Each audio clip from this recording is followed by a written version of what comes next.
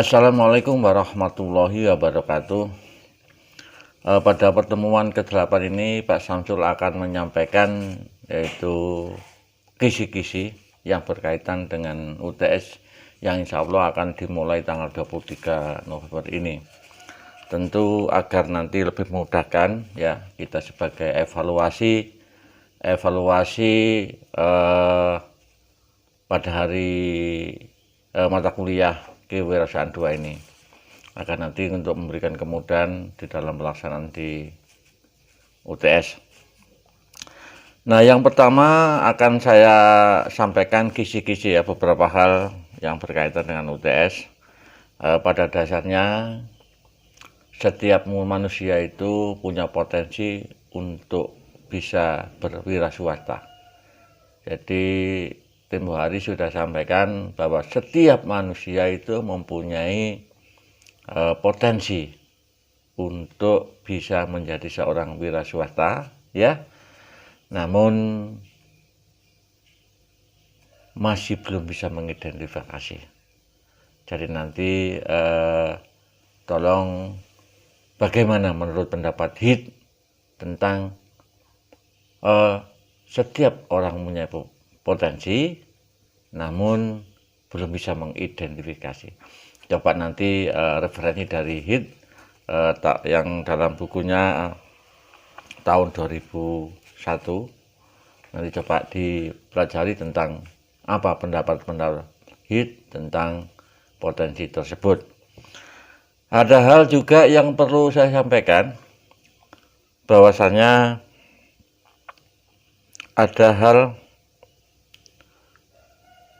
yang mempengaruhi faktor bagaimana seseorang itu bisa menjadi wiraswasta yang sukses.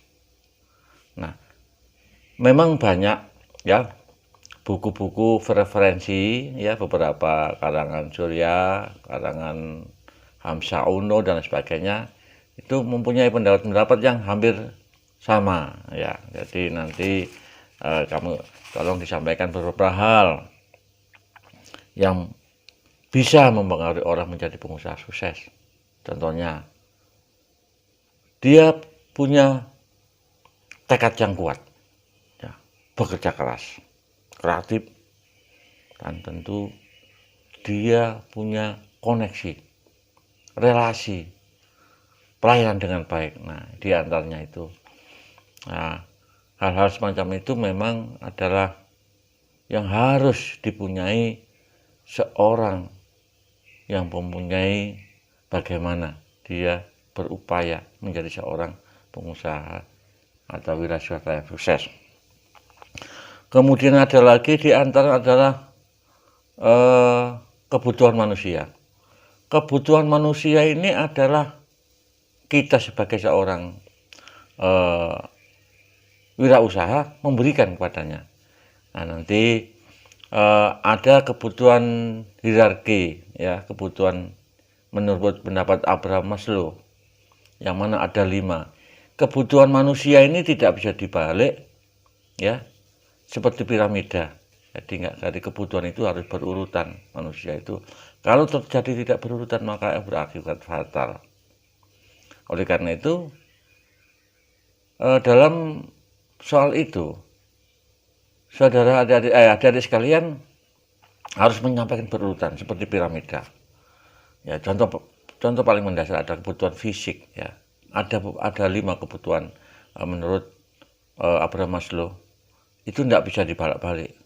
Karena kaitannya dengan usaha-usaha yang kaitannya dengan kebutuhan manusia, agar manusia itu kebutuhannya tercukupi dengan berurutan sesuai dengan kondisinya.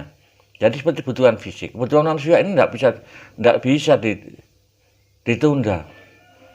Karena kebutuhan fisik ini adalah kaitannya dengan kebutuhan makan, minum, sandang, papan, dan pangan. Kemudian ada kebutuhan yang lain. Nah, kebutuhan kenyamanan dan kebutuhan yang kaitannya dengan aktualisasi kebutuhan harga diri.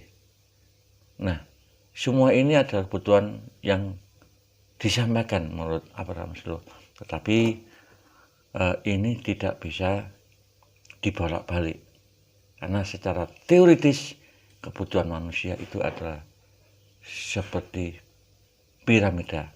Semakin tinggi, semakin mengerucut berdasarkan apa yang mereka miliki. Kemudian ada faktor-faktor yang lain. Kenapa menjadi seorang pengusaha? Apa sih kelemahannya? Dan apa pula keuntungannya?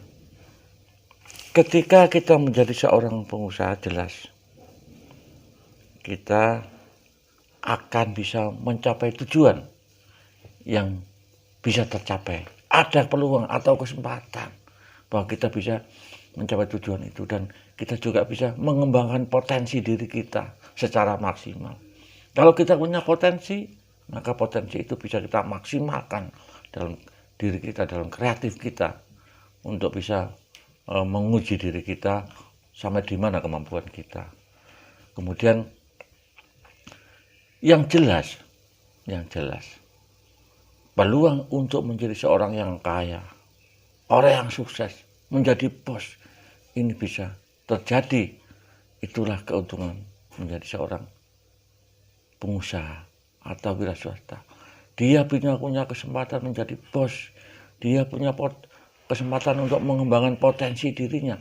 Dia juga bisa untuk mengembangkan apa tujuan hidup sesungguhnya di dalam soal ekonomi.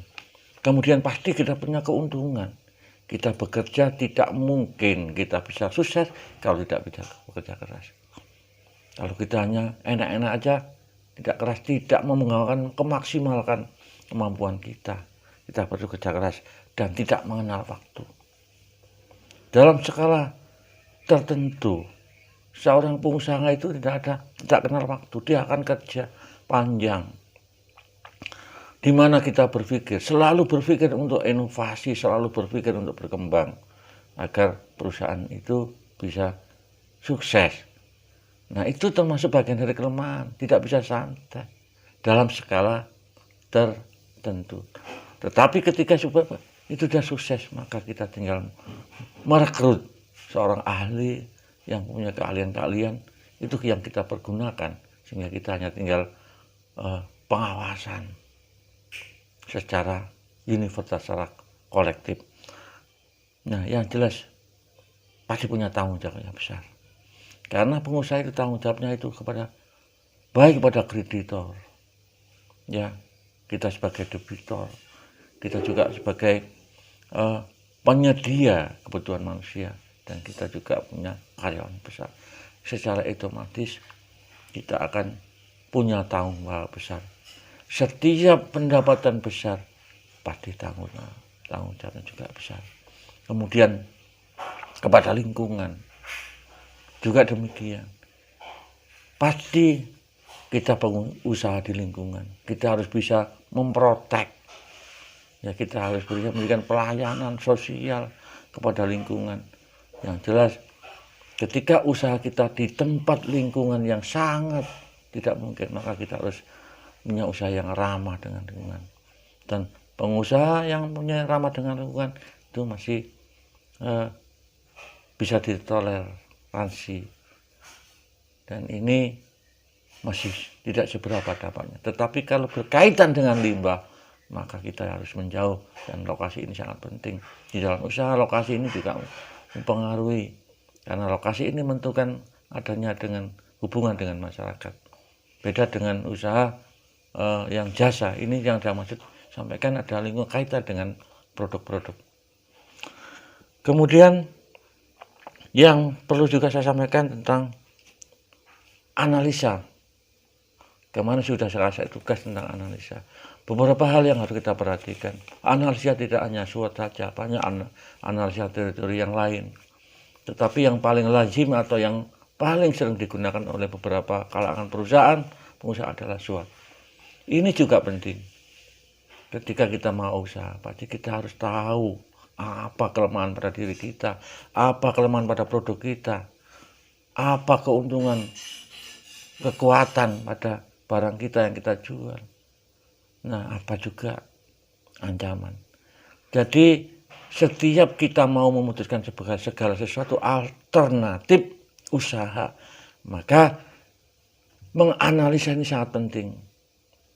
Jadi kita ada pertanyaan, apa hubungannya analisa SWOT dengan menentukan sebuah alternatif usaha. Maka kita bisa menganalisa seperti yang saya sampaikan tadi tentang bagaimana.